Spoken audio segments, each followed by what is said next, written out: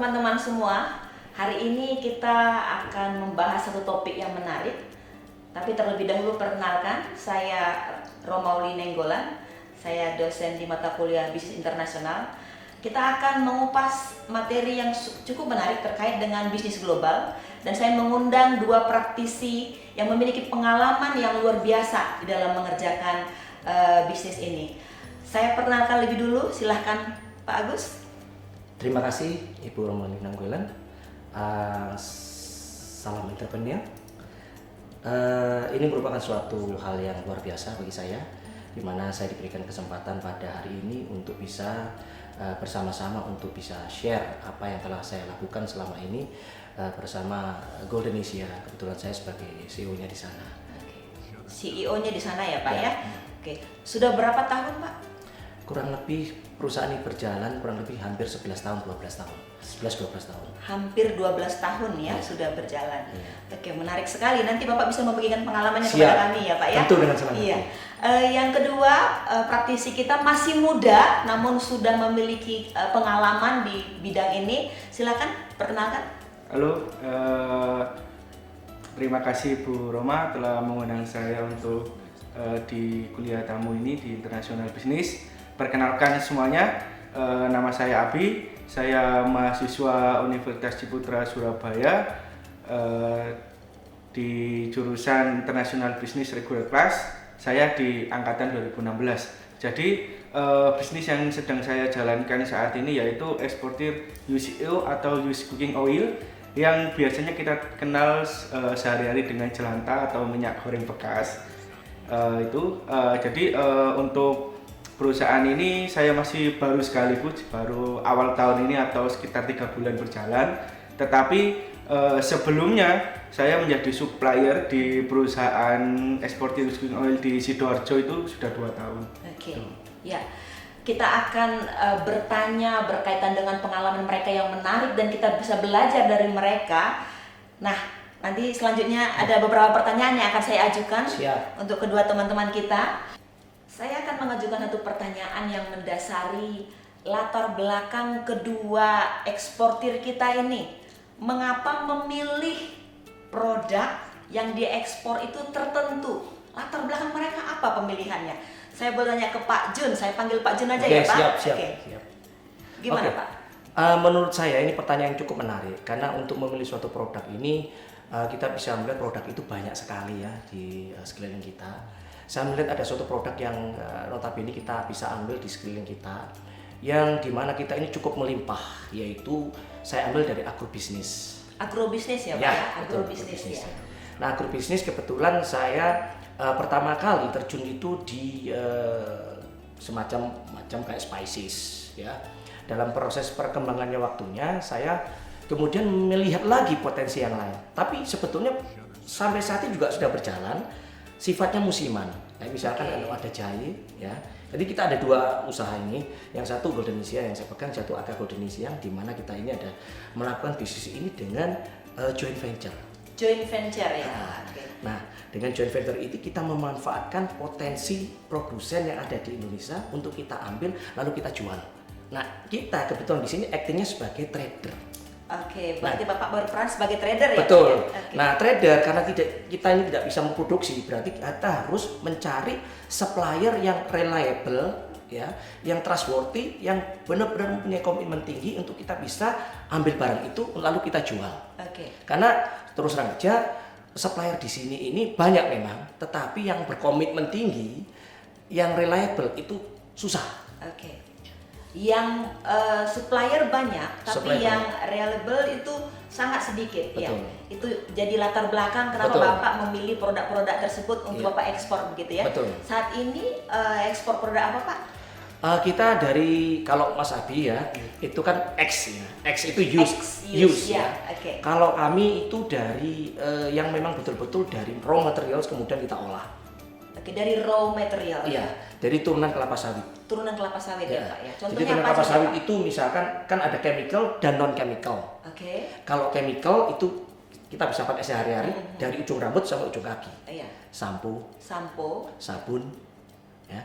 Dan bahan-bahan kimia yang lainnya memang dari turunan kelapa sawit. Oh ya. Ya.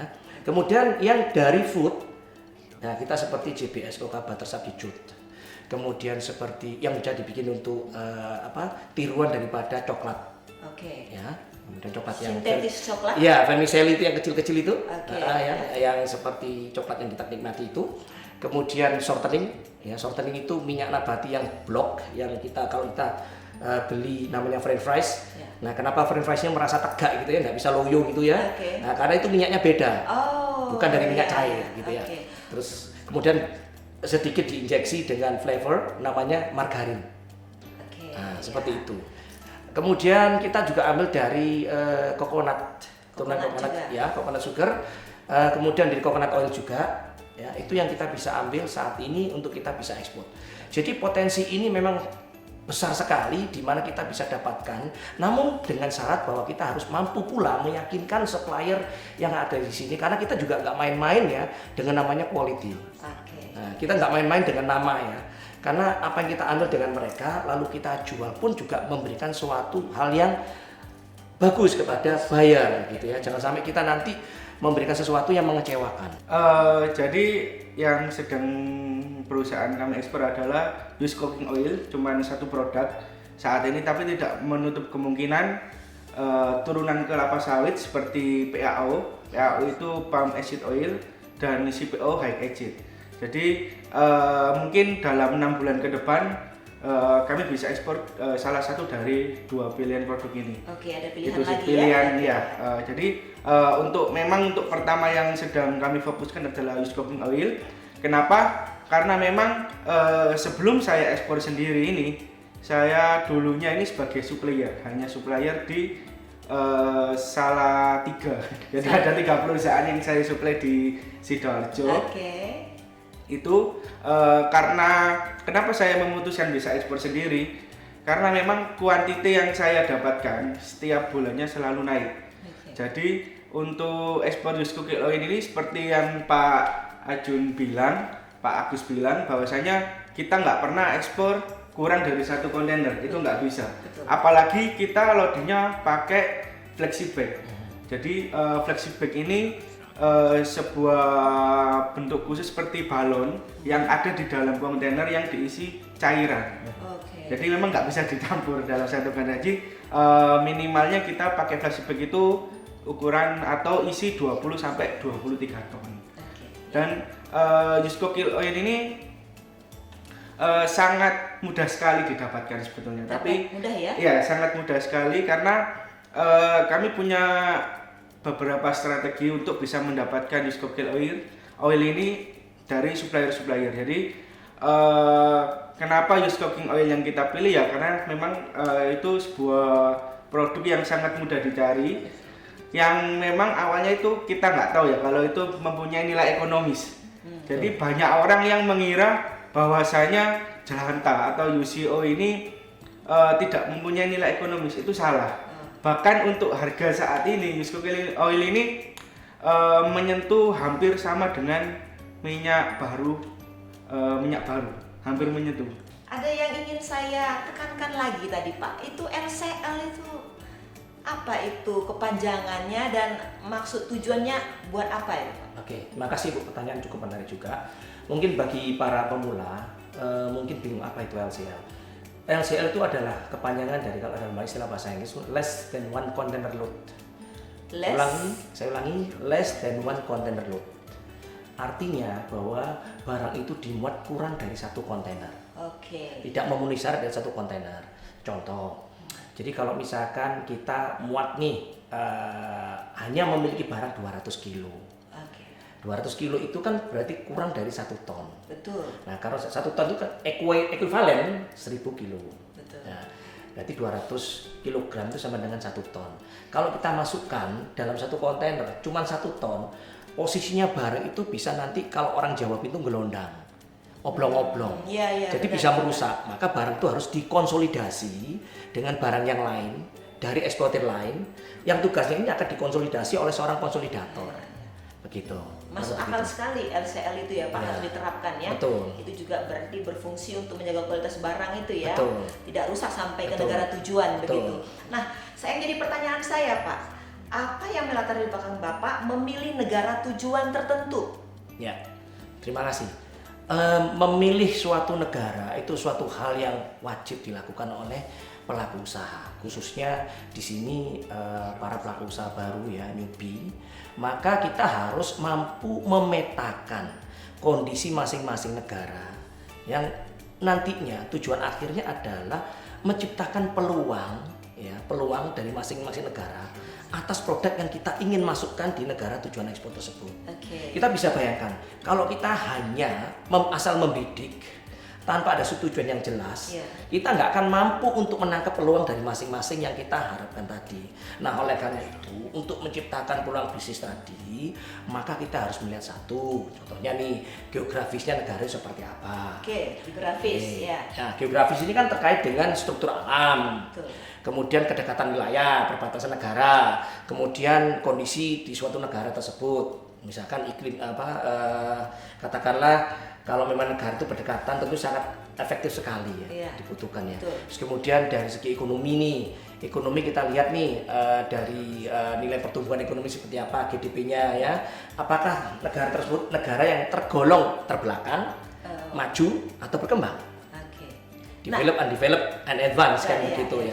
Jadi berapa negara yang sekarang menjadi tujuan Bapak untuk ekspor produk Bapak? Nah ini sebelum itu saya nanti merekam ya, belum ya. Nah kemudian dari sisi di sini kita lihat dari sisi musim, iklim. Nah itu juga penting sekali, Bu. Karena iklim juga berpengaruh. Jangan sampai yang notabene menurut kita barang yang dimakan, dikonsumsi orang yang subtropikal kayak gini, dimasukkan negara sana bisa belum tentu juga bisa diterima. Ya, kemudian perbedaan budaya juga penting. Budaya ini juga berpengaruh. Ya, cara kita berkomunikasi, cara kita berinteraksi, cara kita menyelesaikan konflik, cara mengambil keputusan ya. Karena budaya ini bisa menimbulkan suatu perbedaan, salah penafsiran. Betul. Ya. Nah, kita ngomongnya A, penafsiran B. Artinya begini, kita bisa lihat dari Q isyarat mereka, kemudian bisa melihat dari apa? Facial expression. Ya, dari raut mukanya, ya kemudian dari body languages. Gesturnya. Nah, itu tiga hal itu kadang-kadang itu kita bisa melihat. Kadang orang mengatakan enggak begini, tapi bagi orang luar negeri bisa jadi iya. Ya, ini kan beda lagi ya. Terus cara makan gitu aja. Kita juga nggak bisa kemudian seenaknya dewe, kemudian kalau kita menjamu, kemudian kita katakanlah kita berinteraksi dengan orang Chinese atau mungkin orang mereka yang dari Asia yang notabene kita makan tidak boleh langsung chopstick ditaruh di tengah gitu kan, tidak boleh ya, mesti kan dengan sopan ya. Ada juga yang mau makan dengan orang Arab yang mulutnya diselesaikan dulu. Nah ini tinggal ada tersinggung seperti ini. Ini ilmu baru sebenarnya Pak ya untuk para mahasiswa yang akan melakukan. Sebetulnya itu harus diketahui Bu ya. Kenapa kita harus memilih negara itu kan berdasarkan beberapa klasifikasi tadi. Kemudian saya mencoba untuk menjawab apa yang disampaikan oleh Ibu bahwa beberapa negara yang sudah kita masuki itu dari negara yang maju maupun negara yang sedang berkembang atau yang terbelakang. Iya. Ya, kita kalau misalkan negara yang katakan notabene capnya yaitu negara yang bukan maju, kita masuk ke Uruguay. Negara kita masuk Uruguay, kita masuk ke Argentina, kita masuk ke Bolivia. Nah, kemudian kalau kita masuk negara-negara kecil, misalnya kita masuk ke Nuku'alofa, kita sudah masuk kecil ke sana. Justru yang belum ditarget kita itu ke Australia sama Pak. Korea. Nextnya Australia dan Korea. Baik aja Bu. Kita Amerika sudah masuk mana? Yang luar biasa kita sudah masuk. Iya. Cuman yaitu di vegetable fat. Sama ya. Vegetable fat itu. Untuk yang ke Buenos Aires kita coconut sugar. Kalau untuk yang penggunaan plastic bag dengan coconut oil itu di Mesir. Itu kan kami mengirim itu kan yang bersih ya. Kalau Mas ini kan yang bekas. Tapi esensinya sama menggunakan plastic bag itu kan begitu. Nah itu Bu. Jadi negara Eropa yaitu antaranya ke negara Eropa adanya ke Turki ya. Turki kan perbatasan juga. Kita juga sudah masuk juga. Afrika kita juga sudah masuk. Cukup banyak negara tujuan Nigeria. Pelabuhannya One maupun ke Lagos.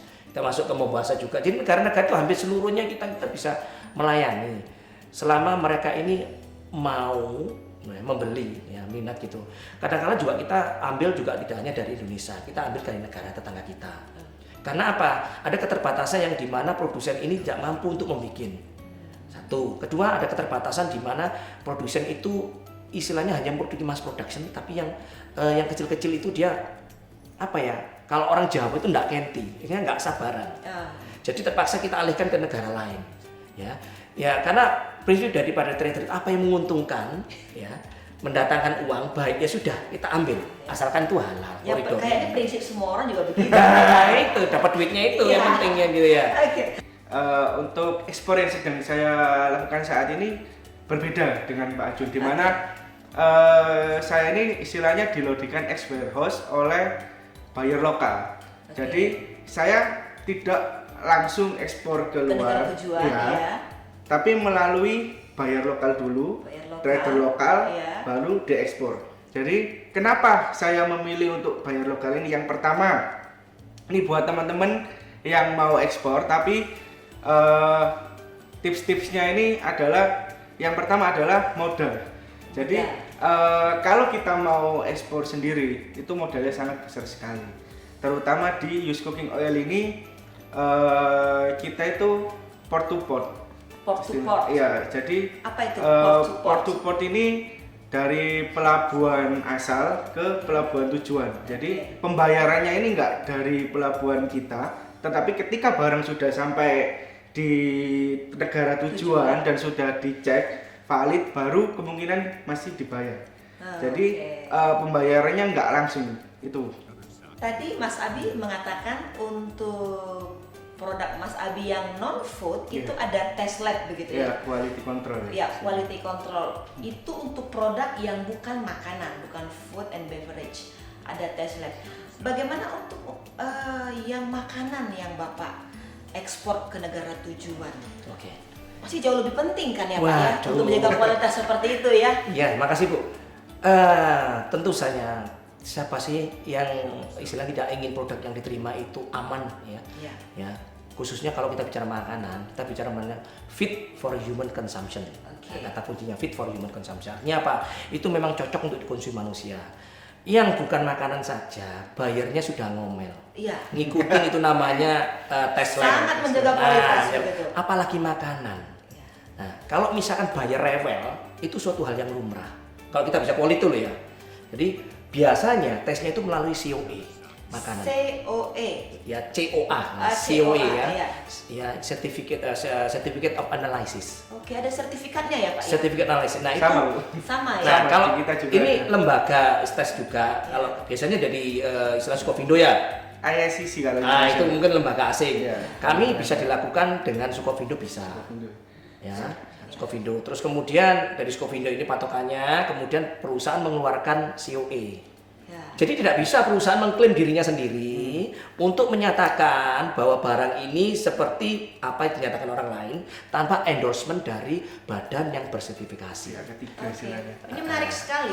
Ternyata mereka harus memiliki sertifikat yang dikeluarkan oleh lembaga yang menjamin begitu kualitas produk. Nah, apakah ini salah satu strategi Bapak untuk terus menjaga kegiatan bisnis Bapak tetap stabil, berkelanjutan? Oke, sebelum saya menjawab itu Bu ya, saya akan jawab nanti. Bahwa untuk memasuki pasar internasional ini banyak strategi yang kita bisa ambil. Mungkin bagi Anda sebagai pemula ya khususnya, itu kita bisa melakukan namanya franchising, licensing, kemudian kita bisa melakukan ekspor. Nah, ekspor ini ada dua, direct dan indirect. Nah kalau direct artinya kita ini bisa melakukan ekspor secara langsung ke negara tujuan. Direct? Ya, bisa ke buyernya, bisa ke wholesalernya, bisa ke distributornya, bisa ke retailernya, ya tergantung dari produk kita yang kita tuju. Nah kalau indirect seperti yang contohnya dengan Mas Abi tadi, bahwa dia sebelum dia confidence untuk melangkah lebih jauh, apa yang dilakukan Mas Abi ini benar. Contoh nih ya, bahwa dia harus meyakinkan dulu bahwa dia mampu memenuhi apa yang dinamakan quantity dan quality. Nah, sampai dia mampu dengan quality quantity, dia confidence. Untuk apa? Menambah apa? Volume. Menambah volume untuk apa? Ekspansi lebih besar lagi. Nah, dalam melakukan ekspansi ini tentu terkait lagi. Apakah dia bisa melakukan ini dengan sendirian? Kalau dia cukup sendirian tidak apa-apa. Ya, kita bicara tadi ya direct indirect export ya. Kemudian kita bisa melakukan namanya joint venture. Joint venture. Artinya, joint venture itu bagaimana maksudnya Pak? Nah, joint venture itu kita bekerja sama dengan orang asing negara ya, tujuan tersebut ya. dari negara manapun Dari negara ada manapun. investor yang memang kita bisa gandeng untuk mensupport kegiatan kita. Ah, Dalam hal di sini misalkan mereka punya dana yang lebih besar daripada kita, namun kita punya ilmu. Ingat, trader itu tidak harus punya duit loh ya. ya. Tapi Koneksi, punya ilmu loh ya. Ilmunya ya. apa? Marketing tadi. Ya. Ya, apapun produk, kalau kita tidak mampu untuk menjual, ya kita tidak akan mampu untuk menjual. Produk apapun yang kita miliki, ya sebagus apapun, kalau kita tidak mampu menjual, itu tidak punya namanya ilmu marketing. Nah, pada dasarnya setiap orang daripada kita ini adalah sales. Oke. Ingat itu, kadang-kadang kita lupa bahwa kita apapun yang kita jabat, apapun orangnya, setiap dari kita itu adalah sales. Berarti salah satu strategi Bapak adalah joint venture. Joint venture. Ada yang lain Pak? Bisa jadi merge. Merge, Ya, merge itu menggabungkan. menggabungkan ya. Dengan kekuatan yang berbeda untuk menjadi satu kekuatan yang dahsyat. Ini perusahaan biasanya perusahaan yang global-global. Oke. Ada yang turnkey project, tapi ini sangat jarang. Nah, kadang orang yang tidak mampu untuk melakukan itu bisa menangkapnya di apa? Franchising sama licensing. Oke, franchising dan Nah, sales. nanti ada plus minusnya itu, tapi saya tidak mencoba untuk membahas itu. Kita bicara masalah Apakah ekspor. Bapak ada strategi licensing mungkin untuk produk Bapak yang food? Sementara ini memang tidak ada. Tidak ada ya. Nah, kita enggak, karena licensing itu adalah suatu hal yang paten ya. Jadi kita tidak mengarah ke sana. Paten itu misalkan hak untuk kepemilikan yang notabene itu hak apa ya istilahnya seperti yang kita haki HKI Ya, itu ya, seperti itu kita tidak mengarah ke sana gitu ya. Tapi hak intelektual ya maksud saya itu ya. Nah, yang kita miliki adalah bagaimana kita ini mampu untuk menjual produk kita, mendeliver produk kita. Tentunya strateginya adalah strategi internasional. Oke, strategi internasional ya Pak. Ya, jadi setelah kita memutuskan tadi bahwa kita ini melakukan, pertamanya sih saya benar apa yang dikatakan, mendukung sekali penuh bahwa kita melakukan indirect dulu. Indirect dulu. Nah, kalau kita sudah capable, kompeten, maka masuk ke berikutnya langsung ekspor. Ya. Kemudian setelah itu melakukan joint venture. Oke. Joint venture. Nah, joint venture ini sebetulnya kadang tuh dianalogikan secara kompleks bahwa kita harus dia punya duit berapa, kita punya duit berapa. Enggak seperti itu. Artinya begini, kita bertindak sebagai agent daripada buyer di luar negeri. Oke. Bisa melakukan namanya beli putus. Ya. Sebenarnya kan tanpa terasa ini kita mengarah ke sana. Kalau nanti terjadi kecocokan, kita bisa kok untuk bisa lebih jauh melangkah. Karena pada dasarnya untuk orang percaya itu dilakukan dari hal-hal kecil dulu. Setelah menginjak kepada kami nih, itu kan hanya kepada kami. Maka joint venture itu kita ambil, kemudian strategi internasionalnya adalah kita membeli pada produsen-produsen yang memang produknya ini cukup berkualitas, speknya jelas, ya toh, bahannya jelas, warnanya semuanya jelas. Apalagi mereka sudah bersertifikasi internasional. Walaupun ya Bu, walaupun memang teorinya seperti itu harus berstandar internasional ISO, tapi tidak menjamin bahwa walaupun ISO sendiri itu juga lebih bagus. Oke. Saya menyaksikan sendiri soalnya. Berarti Bapak ini sebagai trader, agent mengumpulkan produk-produk bukan hanya dari lokal tapi juga dari negara-negara luar, kemudian Iya. Bapak kirim Iya. ke luar negeri ya, ke negara tujuan, Betul. ke retailer, Betul. ke wholesaler, ke distributor-distributor Betul. ya Pak ya. Betul. Berarti memang Bapak memiliki peran yang cukup banyak ya. Kalau saya melihat Bu ya, di sini memang tugas seorang trader memang dikatakan enteng-enteng, dikatakan berat-berat. Ya. Ya, entengnya itu kita memang kita nggak memikirkan biaya karyawan, Ya. tidak memikirkan biaya tetap tadi, biaya listrik, air, ya, pajak itu memang. Tetapi yang membuat kita pusing itu kadang-kadang kita notabene produk kita itu mengambil dari orang lain. Iya. Jadi gini, apa yang dijelaskan oleh Pak Ajun tentang ekspor adalah menurut saya sangat kompleks sekali dan itu kalau di wawancara saya, pengalaman saya masih cukup minim. Jadi di sini strategi yang akan saya bagikan adalah bagaimana proses saya dari awal, dari nggak tahu apa-apa, hanya sebagai supplier saja di salah satu perusahaan, hingga sampai bisa ekspor meskipun masih pakai buyer lokal. Oke, Atau ekspor. iya. Jadi awalnya branding kita itu perusahaan kita adalah PT Limbahku Integritas Utama. PT Limbahku Integritas Utama, nggak pakai H. Iya, oke. Limbahku Iya. Integritas Utama ini.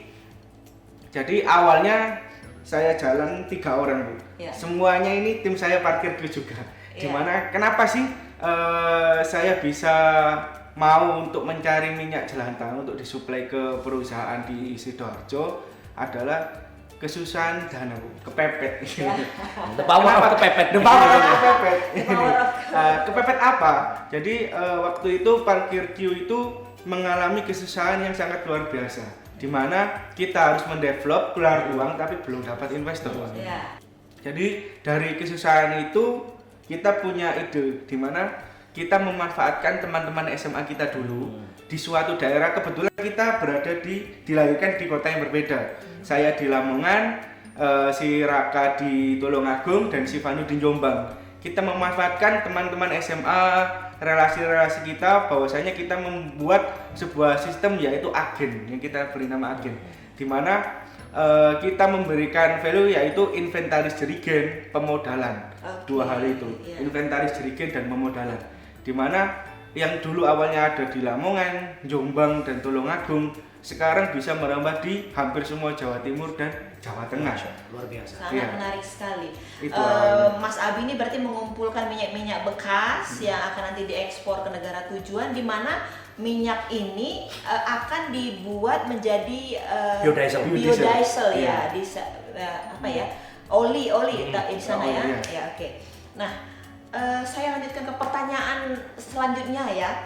Pertanyaan ini ada keterkaitan dengan bagaimana bisa bertahan dengan bisnis global yang pasti banyak saingannya ya.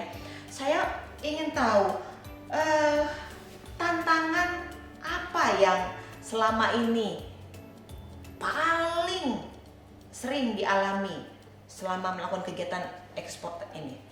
Apa tantangan yang paling sering? Untuk Mas Abi dulu deh ya, tantangannya apa?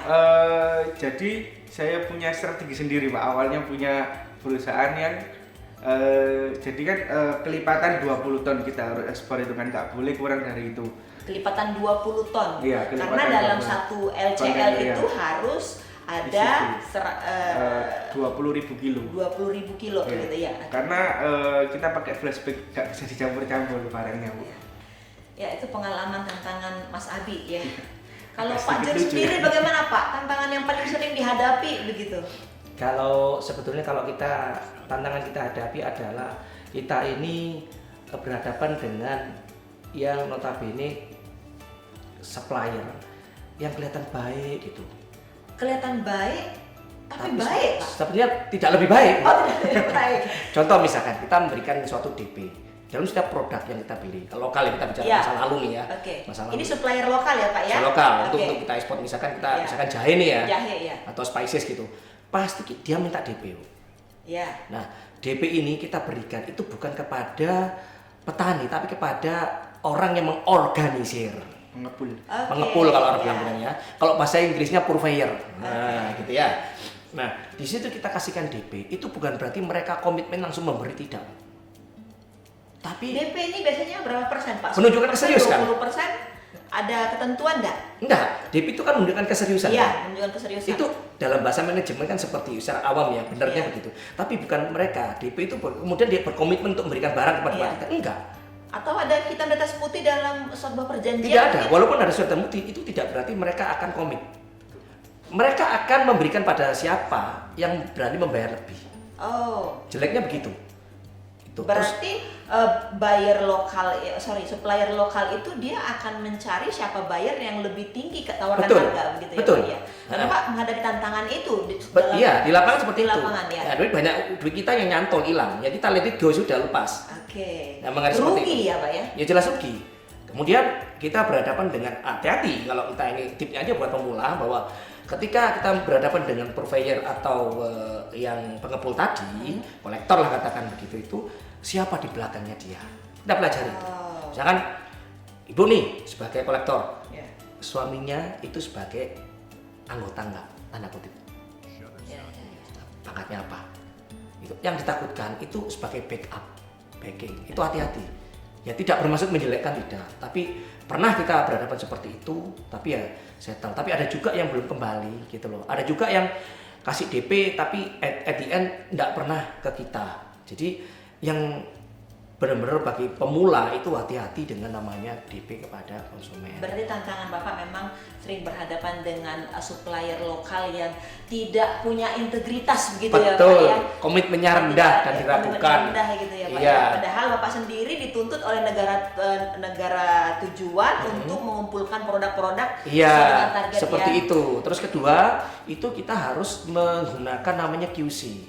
QC apa Heeh. ya, Pak? QC quality control, orang yang memang menguji stabilitas, konsistensi dari suatu produk itu, bahwa produknya itu sama. Ya. Warnanya sama, ukurannya sama, seperti yang diminta oleh buyer, spek buyer gitu ya. Kalau tanpa QC, asal-asalan mereka bisa main akal. Jangankan kita bicara masalah ya makanan, yang bukan makanan aja yang dijual lokal. Misalkan dulu saya juga usaha namanya PET ya, bahan bekas untuk dikumpul pabrik itu kan dari teman gitu dulu sebelum PET. iya dulu ya sebelum ini gitu. Jadi itu dicampur namanya. Jadi PET botol minuman Ya, itu PET. dicampur dengan plastik dan semuanya. Oke. Itu masih bukan makanan loh. Perlu adanya QC gitu. Nah, kalau saya masuk ke situ, kadang yang saya minta pada waktu itu kunir yang istilah yang itu ya dicampur dengan kunir putih. Iya. Ada juga yang kunir putih disumbong. Lu kan konyol namanya gitu. Iya, iya. Ya itu. Oke, terima kasih Pak untuk menceritakan tantangannya. Pasti semua pelaku bisnis ekspor memiliki tantangan tersendiri begitu ya. Saya ingin bertanya terakhir kali, ini pertanyaan penutup ya, Iya. pertanyaan penutup. Saya minta tolong kepada dua praktisi kita untuk menceritakan suka dukanya melakukan bisnis global ini apa sih begitu, supaya teman-teman pemula yang ingin memulai nggak memikirkan hanya ada untung duluan begitu, tapi mereka harus tahu suka duka pelaku yang lebih duluan, pelaku bisnis global ini bisa dibagikan kepada teman-teman pemula. Silahkan. Oke. Saya nih. Ya, Oke. duluan Pak. Makasih. Jadi suka duka ya. Ya Bu ya. Suka dukanya Pak. Suka ya. Sukanya itu kalau dapat order gede, duitnya gede, Senang bayarnya pasti cash. ya. Seneng. Iya, iya. Cuman kadang hati-hati. Kalau kita dapat order besar, itu jangan seneng dulu. Order besar itu kadang-kalanya, pabrik besar kan sudah saya debat-debat dengan pemiliknya sendiri. Jangan percaya kepada buyer yang ordernya besar. Oke. Itu cuman angin surga. Tahu kan angin surga? Dibukakan pintu saja sudah membuat orang terlelap. Ya. Apalagi masuk ke surganya ya. Itu kiasan aja. Jadi ketika kita mendapatkan order besar tentu orang happy banget. Ya. Berapa keuntungan yang kita peroleh? Itu jebakan. Hati-hati. Jadi yang kita pikirkan adalah kamu kalau order, sistem pembayaranmu apa? Itu yang harus kita jaga. Oke. Gitu. Sistem pembayaran. Ya, LC atau LC. non LC. Iya. Karena LC belum tentu baik. LC itu letter Letter of credit. Iya. Ya. Jadi kalau pakai LC pun kadang bayar menolak karena terlalu lama. Iya. Ya, Oke. proses lama terus kemudian bayar pakai butuh biaya, maka kan non LC. Nah, oleh karena itu kalau kita pakai LC, kalau seperti itu pakai red clause. Red clause Pak. Ya, udah pasti karena red clause itu berarti bayarnya sudah memiliki uang di dalam rekening dia yang kita bisa ambil sewaktu-waktu. Oke, itu lebih aman ya, Pak, ya? Aman, tapi Itu pertanyaannya, suka ya? Itu suka ya? Suka. Pertanyaannya apa mau pembeli seperti itu? Kan tidak mau uangnya dipakai dulu sama kita. Iya. Kita belum kenal dia. Betul. Nah, namanya balik lagi trust. Makanya kadang-kadang ketika menemukan buyer seperti itu, buyer mesti datang ngecek ke kita. Pabrikmu di mana? Lokasinya? Siapa yang bekerja di sana? Ingin memastikan bahwa aku tuh berhubungan dengan supplier atau produsen yang bisa dipercaya yang menjadi mitra saya. Itu Oke. pasti seperti itu. Dan kita jangan istilahnya kemudian terperangkap suatu buayan dari buyer ketika ya sudah aku tertarik untuk beli produk kamu tanpa meminta namanya sampel. Oke. Sampel dari kita itu harus diketahui dulu. Bagaimana orang kemudian tiba-tiba ujuk-ujuk suddenly itu menempatkan order kemudian tanpa melihat namanya spek. Kayak beli kucing dalam karung Nah, dong begitu berarti ya. kan ada somethingnya di sana. Ya, buyer seperti ini waktu waspadai. Jangan terjebak dengan mulut manis mereka. Makanya kalau ada buyer yang mau beli itu didahului dengan namanya apa? Perkenalan dulu. Kemudian minta sampelnya. Sampelnya dulu Nah, ya. sebelum sampel kan otomatis kan minta mempelajari speknya dulu. Betul. Spek tidak harus dikirimkan melalui kurir, tapi cukup dipelajari melalui e-brochure. Iya. Oke. Gitu. Nanti Ya. baru setelah itu spek dikirim melalui apa? Melalui mereka, tapi dengan catatan bahwa produk ini saya kirim ke kalian gratis, kurirnya kamu yang bayar. Oh, itu Kenapa bisa kesepakatan di awal ya Pak? Loh iya, kenapa bisa begitu? Karena kita akan mengukur buyer itu serius apa tidak, itu satu. Kemudian mengukur bahwa buyer itu memang telah menjadi buyer sekian lama, yang sudah teruji, yang memiliki registrasi di kurir, misalkan Di DHL, kurir, Repek, FedEx gitu. Jadi pasti mereka akan ngoyo, udah kirim aja ke alamat sini, dan mereka pasti akan bayar. Kita bisa bayangkan, terus kemudian kita kasih sampel, kemudian terus menerus, tapi kurirnya kita bayar. Kita bisa bankrupt. Ya. Nah, seperti itu. Pernah mengalami bankrupt Pak? Oh, dalam menjalankan dukanya, bisnis? For sure. Jadi gini, saya pernah menjaminkan rumah saya pada waktu itu. Hanya gara-gara saya itu dibohongi oleh supplier dan oleh keadaan lah ya. Makanya kalau bisnis agrobisnis yang spesies yang saya jalankan itu istilahnya kita harus kasih DP di awal ya. Terus kemudian karena ada kecurangan tadi kita mencoba untuk proses sendiri. Kemudian karena cuaca yang demikian deras, karena yang tadi kita tidak bisa kontrol, akhirnya kan mudah busuk, tidak bisa kering. Akhirnya kita beli orang lain tanpa QC. Ya. Akhirnya komplain bayar, kita loss. Nah, tantangan berikutnya adalah untuk menggantikan ini sebagaimana? Akhirnya tadi kita joint venture. Nah, joint venture ini kan perlu adanya trust yang didahului tadi. Akhirnya bisa berjalan sampai saat Berarti ini. joint venture ini salah satu strategi Bapak untuk mengurangi tekanan kerugian ya? Itu bisa jadi iya, tapi paling enggak untuk mengembalikan modal Bapak untuk ya, mendapatkan sudah modal balik siap. gitu ya. Terus kemudian di samping itu kita juga menjalin kerjasama dengan buyer yang notabene buyer ini percaya sama kita. Ya, tentu dengan pelayanan seperti ini. Kamu beli apa? Oh, beli ini. Kamu bisa tak? Ya udah, tak carikannya. Kita cari kerjasama. Kita mendapatkan simpati dia dulu. Ya, oke. Lalu kita datangi, kita carikan ini ya. Ya. Jalan, akhirnya ketemu. Jalan. Nah, karena kamu sudah ada partner di sini tidak ada. Oke. Ya udah, kamu kita pancing. Layaknya orang pacaran gitu kita pancing ya. Pancing, akhirnya ketemu. Dari situlah akhirnya hubungan itu berjalan baik sampai saat ini dengan buyer. Kita tidak berharap dia beli banyak, tapi yang jelas hubungan tetap jalan sampai saat ini sehingga kita dipercaya. Walaupun produk di Indonesia ini harapan saya loh ya produk dia beli di sini, tapi apalah tidak ada di sini. Ya. Saya tidak bisa melepaskan dia juga nggak bisa melepaskan dari kami. Tolong carikan ini ya, kita bersyukur akhirnya dapat, kemudian kita lempar ke dia, ya udah kamu minta komisi berapa, lu itu kan seperti itu. Iya. Nah, kan dapat komisi tambahan di samping dari kegiatan yang kita lakukan dari turunan kelapa sawit itu loh Bu. Iya. Nah, satu lagi yang membuat kita senang itu adalah kita mampu merangkul UKM. Usaha kecil menengah. Usaha kecil menengah. Nah, dari para produsen yang di Jawa Tengah, produknya yang berupa komponen sugar tadi, kita beli. Oke. Kita beli, walaupun bayarnya itu sudah tertarik untuk beli kontainer, satu kontainer, tapi kita tidak melayani satu kontainer dulu karena kita belum yakin dengan UKM tersebut. Quality, quantity, akhirnya kita shipment LCL, 5 ton saja dulu, trial. At the end sampai di sana mereka happy, baru surprise ya udah satu kontainer, akhirnya kita beli lagi untuk satu kontainer untuk coconut sugarnya, seperti itu. Berarti sukanya Bapak itu adalah ketika ketemu dengan UKM, ketemu dengan supplier yang jujur, yang komitmen, yang mau bekerja sama dengan yang minyak bekerja sama ya Pak ya. Dukanya Pak yang paling Bapak ingat sampai saat ini satu aja Pak. Pertama, DP barang nggak dikasihkan. DP sudah masuk tapi barang nggak dikirim. Barang nggak dikirim. Telap ya. Terus kedua, kita sudah order kasih DP nih. Terus kemudian barang nggak jadi dibeli oleh buyer.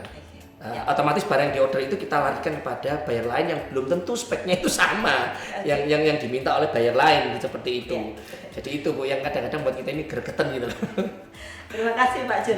Terakhir Mas Abi dengan cepat, suka dukanya melakukan bisnis ini apa? Kalau menurut saya sukanya sih didatengin banyak buyer ya Pak sekarang. Sukanya didatengin banyak buyer. Iya sukanya. Tapi kita harus jeli untuk memilih dan memilah di mana buyer itu seperti apa gitu. Jujur aja sampai sekarang saya mungkin didatangi 7 buyer ya. Rata-rata sih 7 buyer. Iya, semua yang rata-rata baru lokal. berapa buyer yang baru dari 7 tuh ada berapa? Gimana? Semua baru itu ya? Ya, semua baru. Semua baru, oke. Jadi satu penawaran dari Nestle Singapura, yang 6 ini rata-rata lokal.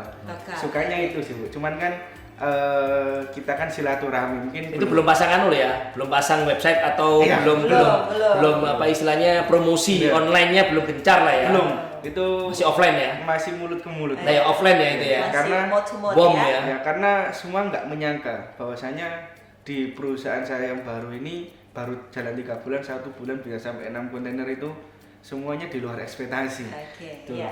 Itu sukanya. Sukanya. Dukanya yang paling Mas Abi ingat sampai saat ini.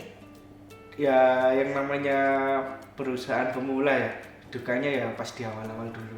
Ya. Dimana mungkin sampai saat ini ya saya masih mendampingi truk tangki saya. Mendampingi truk tangki Ya, mengambil untuk dari barang. supplier-supplier Ya, karena gitu ya. Kita supplier kan masih baru kenal gitu loh. Dan untuk pencampuran air atau dicampur minyak apapun kan masih bisa, bener Pak Agus tadi bahwasanya produk yang bukan makanan ini aja kita harus benar-benar kontrol gitu loh.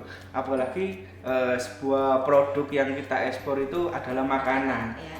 Itu sih. Jadi masih banyak ikut di lapangan saya sampai Iya, saat ini sih. Itu yang jadi Iya. dukanya ya. Iya. Tapi itu adalah proses jalan menuju kesuksesan Betul, itu Mas iya. Abi ya. Oke, sekian perbincangan kami. Teman-teman, ada banyak hal yang kita bisa pelajari dari kedua rekan kita. Mereka lebih dulu melakukan bisnis global. Mereka lebih dulu berhadapan dengan tantangan. Dan mereka juga lebih dulu melakukan berbagai strategi-strategi untuk terus bisnis mereka bisa berkelanjutan.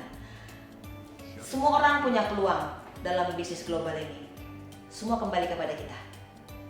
Kita mau maju atau kita mau berhenti, ambil peluang yang terbaik. Demikian perbincangan kami. Kita berikan salam entrepreneur. Salam Salam entrepreneur.